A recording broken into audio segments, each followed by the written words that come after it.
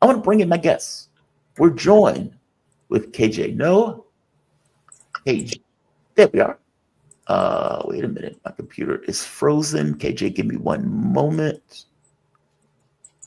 Ah, KJ, I'm sorry. My computer is frozen. There we are. KJ No is a journalist, political analyst, writer, and teacher specializing in the geopolitics of the Asia Pacific region. And he is a great friend of the show. How you doing, KJ? You doing okay this morning? I'm doing well. Good to be with you. Good to be with you too. Let me ask you this. Do you think TikTok is going to go into that good night? I mean, they've said flat out, we will cease operations on January 19th. We're not going to allow ourselves to be sold or blackmailed in this way. We will just go into that good night. Give me your thoughts on this. What are your commentary on this? I think there's no way they're going to sell. This is because the US is only a small part of TikTok's market. 83% of its market is overseas. They don't need the United States. So they'll just as soon as let go of it.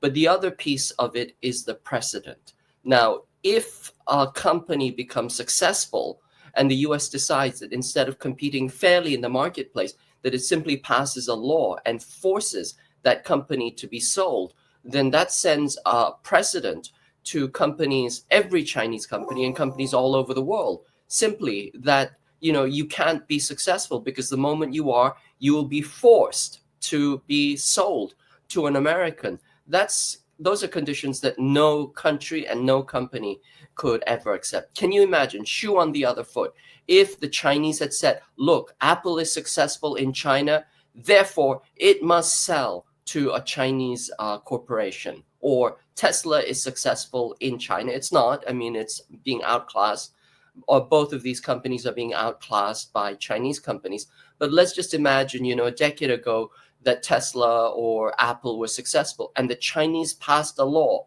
saying that they have to be sold to China, otherwise they will be, kicked out. I mean, no country, no corporation could accept those conditions.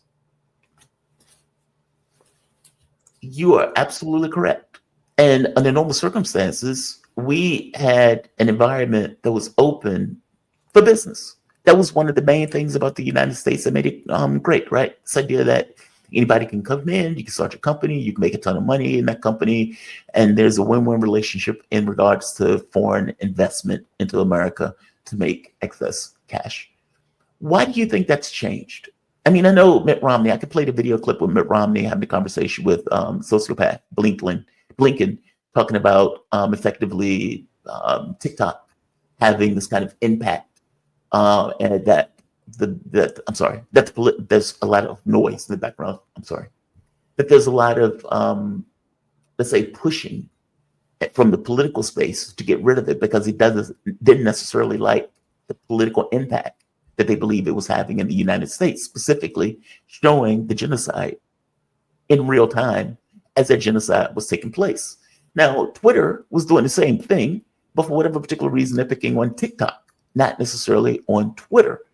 Why do you believe that this has fundamentally changed? Do you think that's changed for companies beyond TikTok, meaning that this is just the normal way of business now for Chinese business and investment into the United States going forward? Or do you think TikTok is somehow different and special? I'm not sure I understand the question. What you mean is normal? Yeah. Under normal circumstances, if a Chinese company came to the US, there was no friction in regards to the way that company was going to make money. TikTok, however, they seem to have taken a different policy with now they're trying to force TikTok to sell. I guess I'm asking, do you think that's going to be the normal way business is done in America, especially from the standpoint of Chinese companies, that America is no longer a safe haven for Chinese business? This goes back to, the point that you made earlier about what changed. The US is known for its open markets, for its open globalized markets. And now it seems to have gone back on that. I think the first answer to that is simply when the US loses the competition, open markets go out the window. What it wants open markets when it is winning. And usually it has monopoly corporations, the 800-pound gorillas, and therefore it kicks and pushes everybody around. When it can't do that, then all of a sudden it gets open markets are the are a security threat, and it doesn't want that anymore. So I think that's the general hypocrisy, if you will, that is, that undergirds this. But regarding TikTok, there are little pieces that are specific to this. And you alluded to them earlier, namely regarding Palestine and the genocide in Palestine, genocide against the Palestinians. TikTok is important because the US has to control information space. It has to have narrative dominance. The United States' control over the planet is predicated on two things. One is its extraordinarily powerful military, and secondly, its control over information space, over narrative. And when TikTok broke that narrative, primarily not simply because it was showing, the truth about the genocide in Palestine, but because it was showing it in a very visceral way. Seeing is believing. That's much, much more powerful than many of the other social media. TikTok is entirely geared towards, short video clips, and that seeing is believing, and its appeal to young people was clearly, very, very damaging to the U.S. propaganda effect, the U.S. propaganda control over the narrative space. And so that's one of the reasons why they felt like they had to, force it to sell. Now, what about Twitter and, all the other companies? Well, those are essentially American companies, and they do American bidding. Now, TikTok also placed its servers on Oracle servers in Austin, Texas, in order to comply with U.S. regulations. So technically, Wasn't enough. so it was technically, abiding by all U.S. regulations, but it doesn't have those kind of, backdoor deals with the NSA and the national security, structures where it can simply, do their bidding. I mean, for example, Twitter, a few years ago when the riots in Hong Kong were happening, they canceled 170,000 accounts overnight that were showing the truth of the Hong Kong color revolution, that it was a US-led violent color revolution. Twitter got rid of 170,000 of those overnight. And the US doesn't have that, immediate and total control over TikTok. It has significant control, but it doesn't have that immediate and total control over the information space the way that it does very, very clearly over, Facebook and Twitter and the other US national security involved social media companies. I mean, that is the rub. The issue is control. I mean, because initially I thought it was just, okay, well, they just want TikTok. They just want control of TikTok, and they don't want the competition of a Chinese company. But then after listening to the politicians, it really was control, but control of the narrative more than control of the company seemed to be the issue that was more important and more relevant to their rationale for trying to get rid of the company. I guess my thought is, do you think they're actually going to get rid of TikTok? I mean, we're talking about something with, there are more people on TikTok in the US than use Twitter. Like that's astonishing number of people to get rid of. I mean, many of these people are doing business on TikTok. I mean, so we're not even paying attention to the people who are making a living off that platform. But even beyond the people who are making a living off the platform, that is a massive thing to all of a sudden tell Americans that their First Amendment right doesn't really matter for this kind of reason of Israel.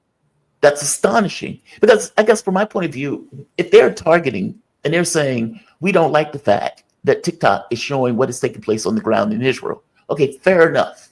You can make that case. You can say that. But then if you get rid of it, the same people are going to know that you got rid of it for that reason because they were watching it in many respects as it was taking place.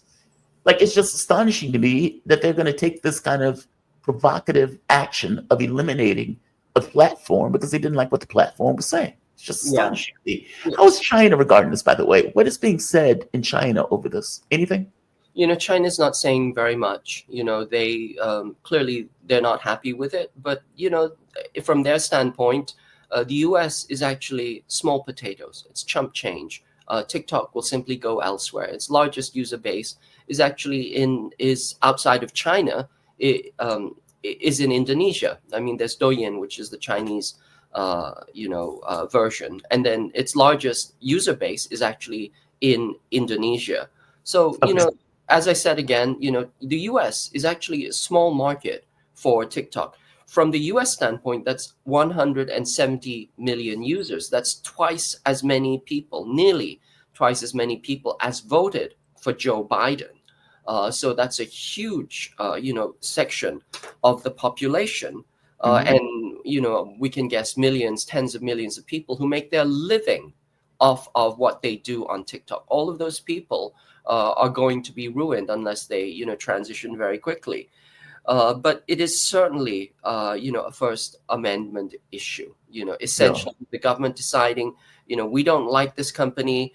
Our own tech bros decide that they don't want the competition. So instead of competing fairly in the marketplace, they lobby, their legislators to, legislate it out of existence so that it is sold to, Steve Mnuchin, who offered to buy it. He's the one who first sanctioned it and now is proposing to buy it. So the kind of deep, deep corruption at the cost of millions, tens of millions of US users, and this flagrant disregard of open markets, of fair competition, and of the First Amendment tells you everything you need to know about the ruling imperial elite. That they just have no scruples. They'll just do anything they want as long as it means that they can control, that they have power, and that they're making their windfall profits.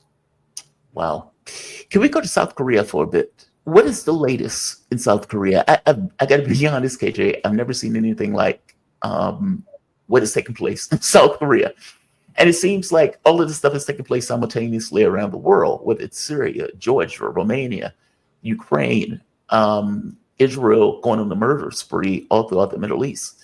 And then also simultaneously, the South Korean president deciding that he wants to declare martial law.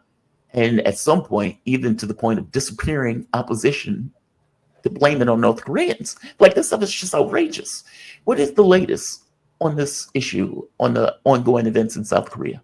Yeah, but before I catch you up with that, and I definitely will, it's very, very important. I just want to point out that one of the things that's happening with TikTok users is that they are all migrating to a Chinese platform called Xiaohongshu. Xiaohongshu means the little red book. This is a reference to Mao's little red books. So people are now migrating from, a company, based in Singapore, to actually a Chinese company which is based in China, because they don't want to be shut down by the United States. So talk about Consequences. unintended consequences, right? And then the other thing is that it's really going to damage the U.S. Narrative, narrative that they have against China, because for example, the U.S. has been arguing for years now that there is an ongoing genocide in Xinjiang, and all the Uyghurs are detained and being killed. Well, you go on to Xiaohongshu, you'll realize that there are tens of millions of Uyghurs on there, and they're doing just fine. And the U.S. Users are going to start to have dialogues and interactions with them, and then they're going to realize that everything that they've been told about China, is just absolutely a bill of goods, that that it's all lies. And so once again, unintended consequences, blowback, very, very poorly thought through by the ruling elite, by the Mnuchins, by the Bidens, by the Blinkens. They don't understand anything about politics. They certainly don't understand social media, and they're going to have, massive, massive blowback. Essentially. I don't think they were thinking about this like that. I think the US political system is fundamentally corrupt. I think it runs on cash, and that the money that is being invested in various political figures affects directly the choices and decisions and the things that they're going to advocate for. Like, so when Sanders points out, that behind the scenes, people will say this is genocide, but they would never say it up front because they don't want money being leveraged against them or for that matter, money that they won't be able to get from, let's say, various lobbies that are backing Israeli policy. Well, that's disturbing, right? I mean, like, that's effectively your political leader can't do what's in the best interest of their own constituency because they're getting a ton of money. But that also means they're not thinking about it. It's not like they're sitting down thinking of how is this policy going to affect this or that, or whether or not this is in America's best interest. I don't think that's the thought at all. I don't think that's the way they're thinking about it. Person gives me money, and I am now coming up with an argument to justify whatever that person wants me to do because of the money that they gave me. I think it's that. And I You're think that's what the absolutely right. TikTok thing is. You're 'Cause- absolutely right. Yeah, I mean, it's their constituency is money. Yeah, perfect way to put it. Their constituency is money. Their constituency is money. But let's jump to South Korea real quick while we have a little bit of time left. Yeah. What is happening now? Yeah, what is happening? You know, that is the $64,000 question. A lot is happening, and it is beyond conception. Remember, Yoon Suk-yeol was impeached by the South Korean National Assembly because, you know, on December 3rd, overnight, while everybody was in their pajamas and doing their face packs, he declared martial law. And then, you know, National Assembly members, they vaulted over, you know, the fences, you know, they ran in the middle of their night, and they were able to rescind the martial law declaration, which essentially would have made Yoon Suk-yeol the military dictator of Korea. Now, since then, he has been they have been trying to summon him to appear at the Constitutional Court for his impeachment hearing.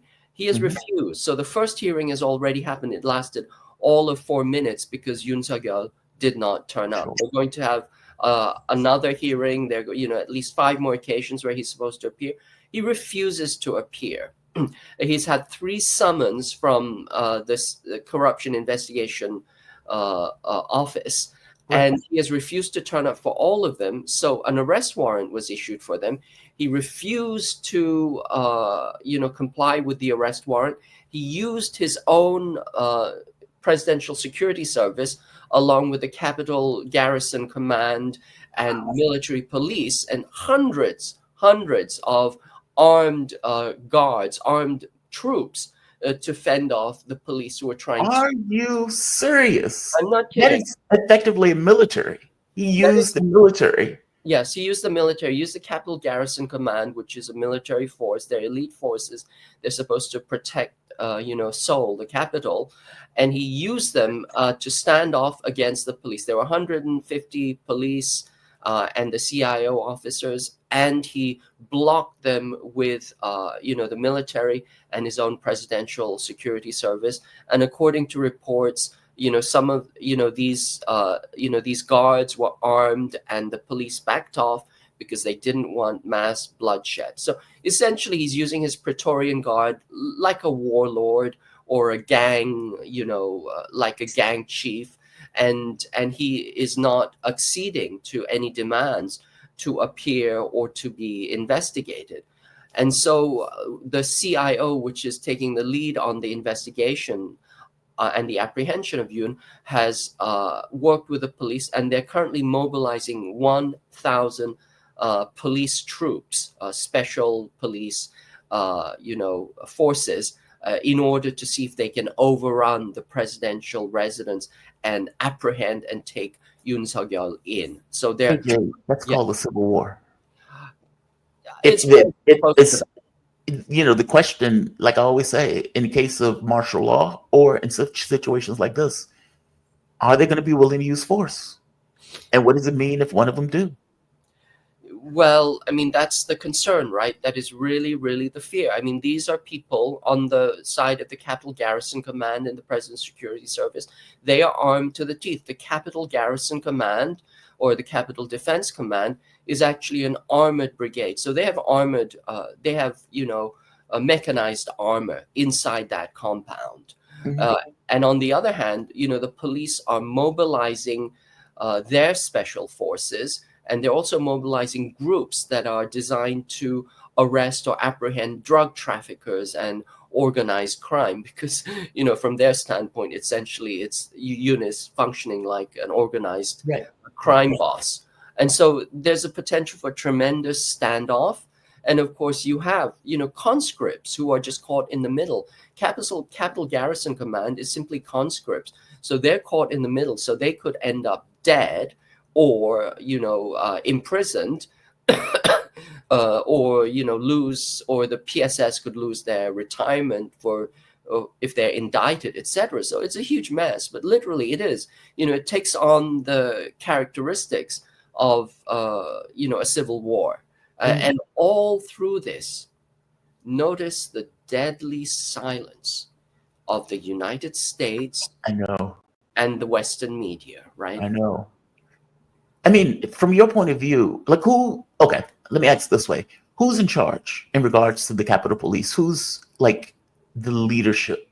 I'm sorry, not the Capitol Police, the garrison that the president is effectively using. Who's in charge of that garrison? So the Minister of Defense is in charge of the Capital Garrison Command, and then there is the head of the Presidential Security Service, who actually reports to the acting Prime Minister.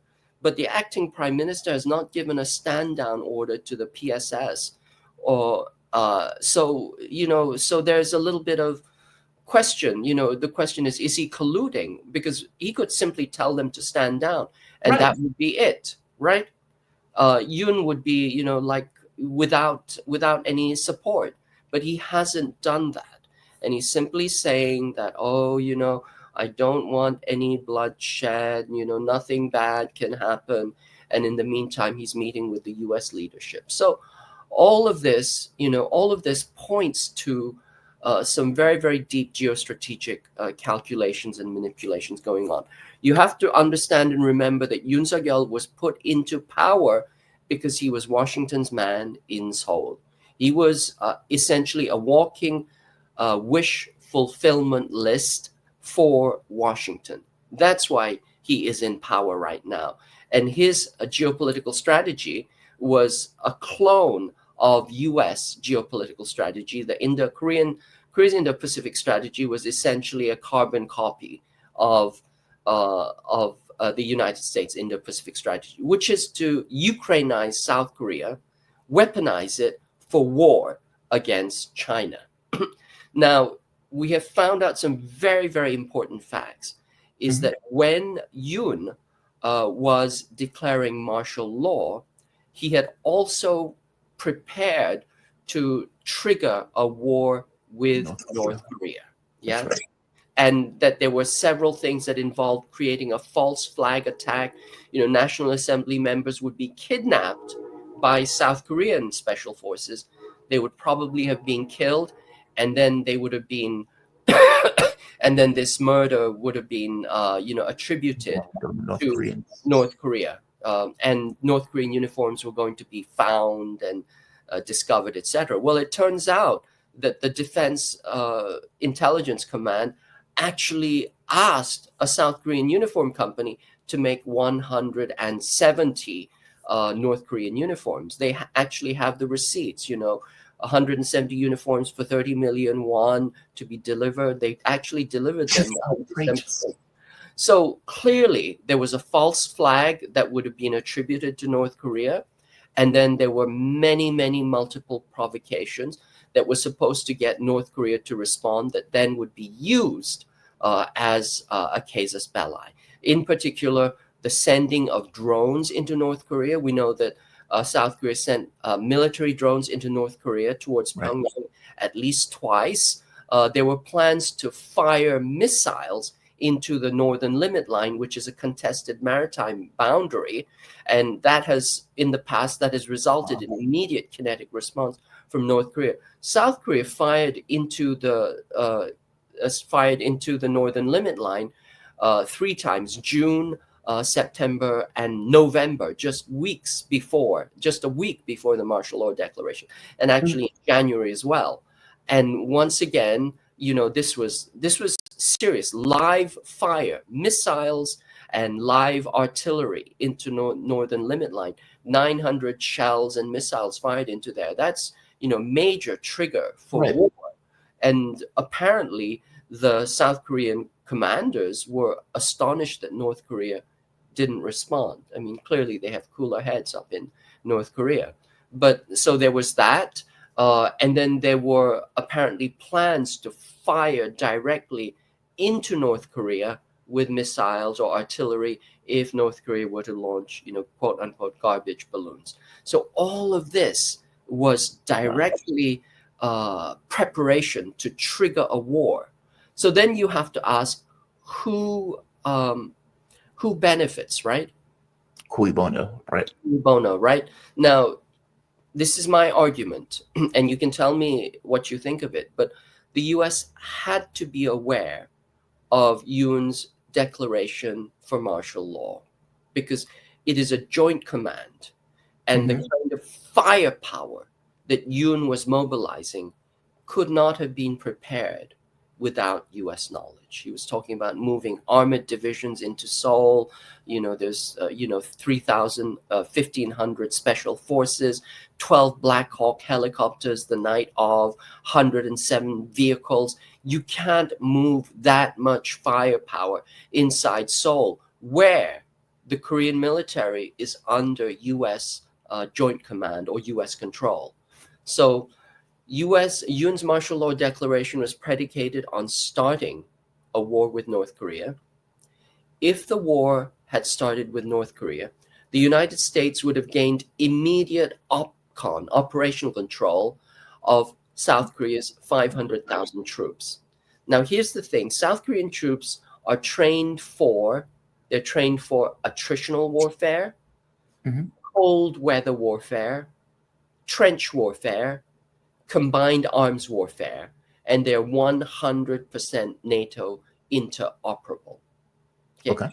what does that sound like? Okay, Yoon has agreed that in his role, in South Korea's role as a global pivot state, it would fight with the United States anywhere where it was fighting. And South Korean troops have always been sent to mop up losing US wars. 340,000 South Korean troops served in Vietnam. And after 1972, they outnumbered US troops 2-1. Wow. So what you would have had if Yoon had been successful in declaration of martial law is South Korea would have become a military dictatorship. The legislature would have been taken over by Yoon. They could have, the United States would have taken immediate control over South Korea's military, and it could have deployed them anywhere it wanted to, including as cannon fodder in its war against Russia, and so you would have just perfect horizontal escalation. So then this explains the allegations, the unfounded allegations of North Korean troops in Kursk. They could have stuck those soldiers in. Wow. They could have taken those soldiers and put them in the Ukrainian war, saying, well, North Korean soldiers are there. So now we have South Korean soldiers in the military conflict, despite the fact that they have shown not one North Korean soldier on the battlefield. I mean, keep in mind, Zelensky is saying that there are battalions of North Koreans that are being gunned down, but they burned themselves on the face, so you can't necessarily tell. This puts me to mind, there's a David Chappelle joke where David Chappelle was talking about how they would always say that Black people were shooting at the cops. Like in every situation that the person died, that they were shooting at the cops or that they were drug related. And he was doing this act of a man being killed. And just before he dies, takes his hands up and says, I don't want to leave any guesses, and sprinkles crack on himself at the time of death. That's what it sounds like when he's saying, well, they burned themselves at their time of death, so you can't necessarily tell that they're North Korean soldiers. This stuff was nonsense. Your point is that the moment that a war starts with North Korea, that South Korea can basically try to pin the blame on in a false flag, that the U.S. gets control of hundreds of thousands of South Korean troops that they can do whatever they want with, including sending them to the battlefields in Ukraine. That Yes, is yes. astonishing. And also escalating to war against China, because North Right. Korea is a pretext, it's a stalking horse for war against China. Remember, North Korea has mutual defense treaty with both Russia and China. So if you go to war against North Korea, then you get a war with Russia and China. So perfect horizontal escalation. It is the instantiation of what Kurt Campbell referred to as the unified field, where he says that war in Ukraine is also war against China, it's all one big single war. So that's his theory of, that's his theory of the unified field. And Kurt Campbell is the architect of the pivot to Asia. He has said that he would unleash a magnificent symphony of death on the Korean Peninsula, a magnificent symphony of death. So essentially, this would have been the perfect setup for that. But do these people realize that it's not going to stay on the North Korean peninsula? Like, why does he believe that the U.S. or the Europe is somehow special with some kind of force field that prevents it from being hit in any of these wars? Well, if you really think about it, there's no way the U.S. can win a war with a peer competitor. Certainly, they can't win a war against China. That's my point. What are they banking on? If you read the policy papers that are circulating in Washington right now, their plan is to nuke China. Their plan is to nuke China. And they believe that by preemptively nuking China, that they will be able to, defeat it.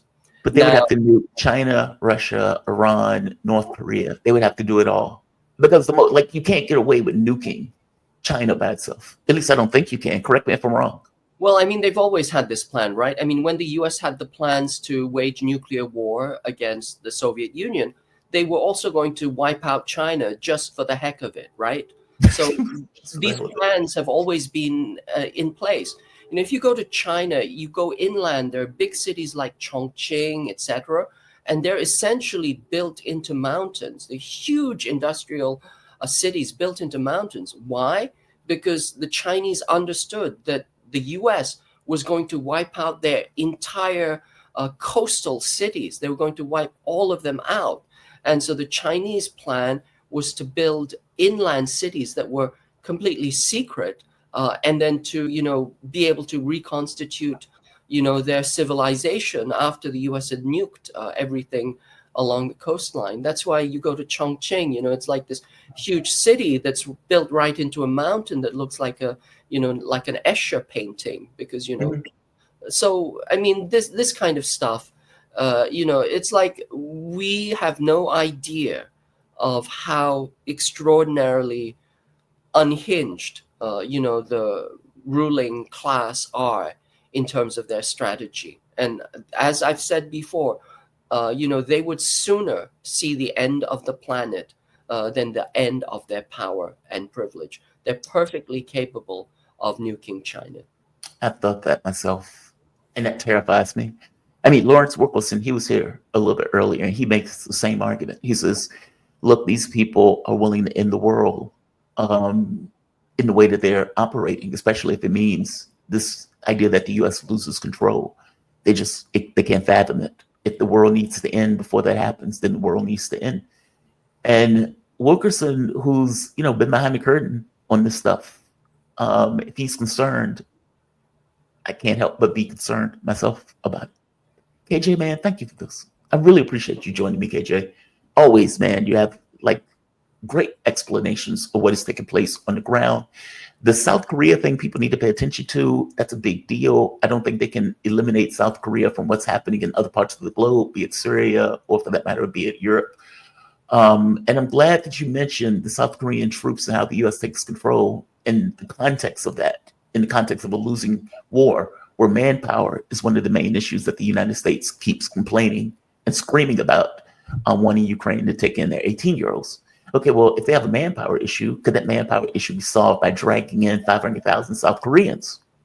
Maybe. Yeah, actually 3.6 million, because there are 3.1 million reservists that can be drawn up as well. So it's a huge, force multiplication platform.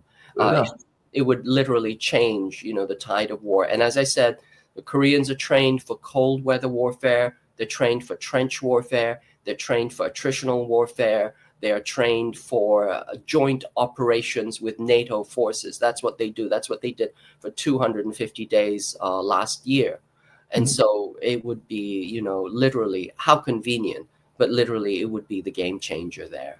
So the last thing I'll say before we get off is that, Zelensky has, come forth with this report of captured North Korean troops. Now, Right. generally, up to this point, the North Korean troops in Russia were like the aliens at Roswell. Right. Right. Like Right. vague, blurry images, and Right. they seem to like kind of self-immolate and self-vanish. Right. But the thing to understand is in Russia, there are Yakuts, Mongols, Tuvans, Buryats, and also Koreans. There are Yes. 500,000 Koreans, what we call Goryeo-saram. Essentially, they're East Asians, so they could very easily, any of these groups could be labeled Korean if you didn't know the difference between them. They're just East Asians. Yep. And then if you think of quote unquote this report of captured North Korean troops and the interview, that interview lasts 2 minutes and 53 seconds, which is interesting because they probably interviewed them for hours, right? They interrogated them for hours, but we only see 2 minutes and 53 seconds. And the actual amount of time that the quote unquote North Korean, that you actually hear the person speaking, is less than 30 seconds, Yeah. 30 seconds.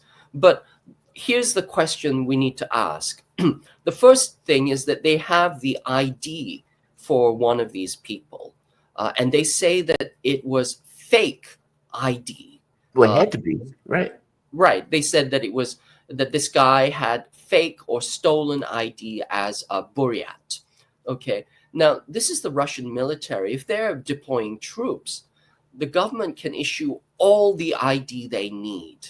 Why does the Russian government need to steal ID for the troops that they're deploying? And are we to assume that they've stolen 10,000 IDs or 100,000 IDs for all the North Koreans deployed? So that doesn't make any sense. That leads you to think that this doesn't pass the smell test.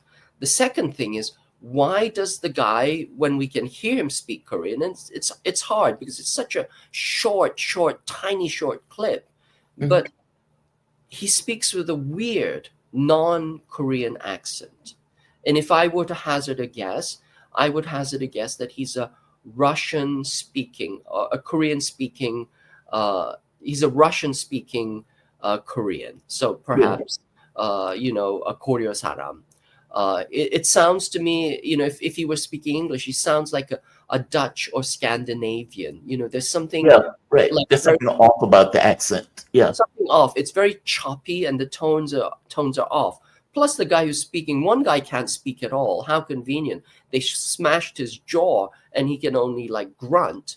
And then the other guy, he doesn't look North Korean. He has a mustache. North Korean troops don't have mustaches. You won't see a single mustache. Well, see, that's the rub, right? Like Russia is such a big landmass that you're going to have people who look more Asian and people who look more white.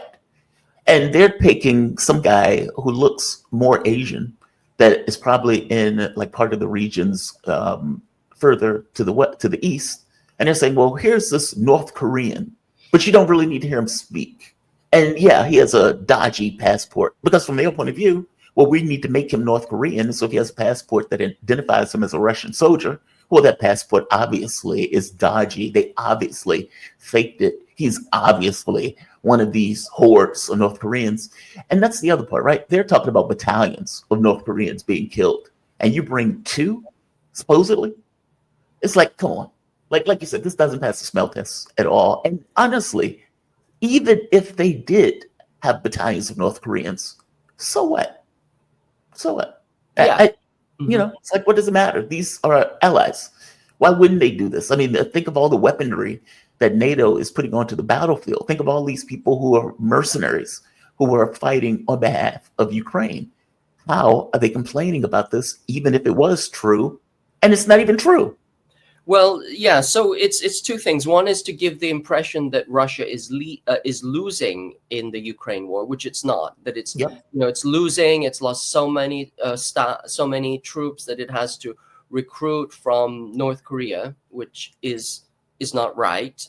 And the second is possibly potentially to justify South Korean intervention in the Ukraine war. Remember, South Korea has Yep. already sent more weapons, more shells to Ukraine than the entire European Union. And so it would be a justification for, if North Koreans are intervening in the wars, why can't South Koreans, right? South Korea has to know that I mean, the entire closeness between North Korea and Russia, in some respects, and correct me if I'm wrong, and I'll let you go because we're running into it, but you can just give me a yes or no on this. Russia got far closer to North Korea when it became clear that South Korea was intruding into the war. And you have, Kim Jong-un gets the trip of his life into Moscow. He gets to go see the space organization, or what is it, Roscosmos. I mean, basically, he gets to have this he looks like a kid in a candy store. And then all of a sudden, you get this notion of North Korea sending in something into space.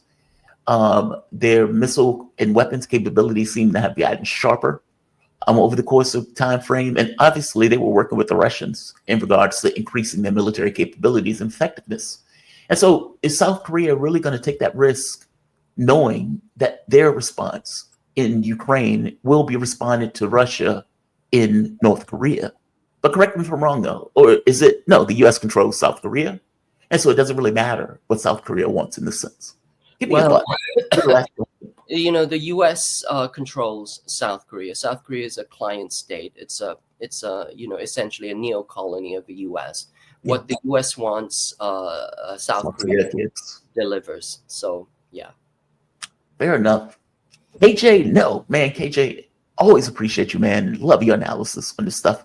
KJ Noah is a journalist, political analyst, and teacher specializing in the geopolitics of the Asia Pacific region. He was contributor to the book, Capitalism on a Ventilator. Once censored by Amazon, it is now available at iacenter.org. KJ, I need to get with you to see if we need to update that. I'm realizing this stuff is kind of a vestige of the previous entity that was fault lines. I need to make sure that this is still accurate for you. But I can talk to you. It's not inaccurate, but I'm also the host of the China Report on the Breakthrough News Network. So people can follow my work on the Breakthrough News Network, the China Report. You should have told me that. you let me sit here. Okay. Shameless plugs are perfectly okay, KJ. No issue at all. Thank you. Breakthrough News Network. All right, I'll write that down. Thank you for this, man. You have a safe and great day, okay? Thank you. All right, we have come to the end of the show. We have a few more. All super chats or stickers are going to be read. What is your Cash App? I will put that at the bottom of the video. Rataz B. Harris.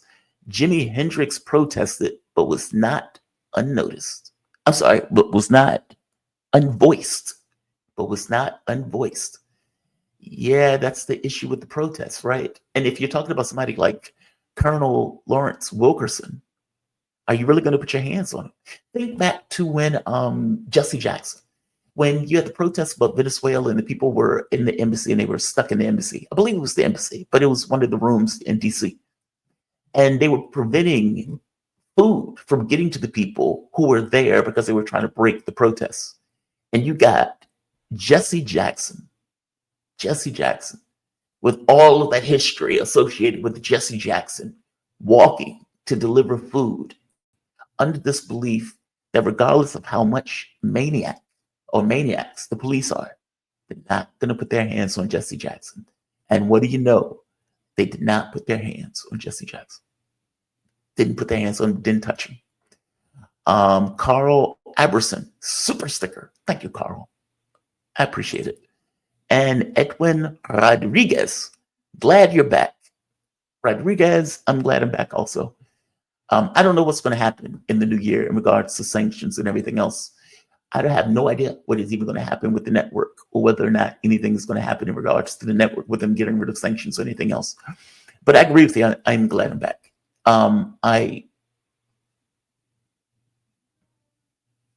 it's complicated. Nobody likes to lose a job, but towards the end, I was chafing at the job anyway. If I'm being honest, I was. I had gotten to the point where I was chafing. I just said it that way. I was chafing at the job. By the same token, it is a difficult thing to lose a job or a career. And I can't say career, but to lose a job within the context of that career and to do it so suddenly. I mean, we're there October 15th. We go in to do the job. And then we're told halfway through the show that this job is over with. It's done. And in a similar way that they were going after TikTok, basically doing an end run around the First Amendment, they did the same thing with RT and Sputnik. I mean, it's one thing to do it in Europe. There is no First Amendment in Europe. There is no, right of speech in Europe. You can be shut up in a heartbeat. But in the US, we prided ourselves on having this First Amendment. It was a thing of pride. Our democracy on some level is associated with this ability to be able to say what you need to say, even if it was against what the US government wanted to hear. That was a sense and a thing of pride. So it was weird to me sitting in an airport, seeing Blinken stand up saying, we are now going to go after media organizations, RT and Sputnik. How weird, especially considering this is supposed to be America and we have a First Amendment right. Now, nobody challenged that in courts. Nobody took it to court. Nobody wanted to spend money on it. So they effectively allowed it to just go by with a media company being taken down and the other media companies having no issue with that taking place. TikTok comes into play and they do the same thing for TikTok. Now, TikTok did fight it in court, but you have effectively a biased political system and a biased court system because these are just people who also have political affiliations who decided that they're going in a particular direction. Now, we don't know what the Supreme Court is going to go exactly with this. Donald Trump has asked them to hold off on going after TikTok, but understand companies like TikTok, Twitter is under similar pressure in Europe that TikTok is under in the United States. And so you have French politicians saying that Twitter needs to be banned. You have some people in Germany saying Twitter needs to be banned. When Elon Musk was having a conversation with the right-wing leader in the AfD, you had like 100 bureaucrats listening and looking for anything that they could use to legally go after Twitter in that process. Is that really what we want? And haven't we kind of, got ahead of our skis if we've gotten to the point of saying we don't like the media that is being reported, so we need to shut up the media and we need to have quote unquote fact checking, and the fact checkers will be the arbiters of truth and false and justice, and they will be working for the government. Okay, this is not what we want. We've gone way beyond the pale in this. And yeah, people will say things that you don't necessarily like in a media sense. And your response to that is to respond in kind with your own facts and details and your own point of view and opinion. The point of view is not to silence your opposition, which is effectively what they're doing and trying to do. So, yeah, I guess that's a lot of wood to chop. I guess my point is, yes, I'm glad to be back. I'm glad to have control over this device to come out with what I want to talk about. I guess best outcome would be able to do both. But I got to be honest, I enjoy having that level of control, being back on my own show.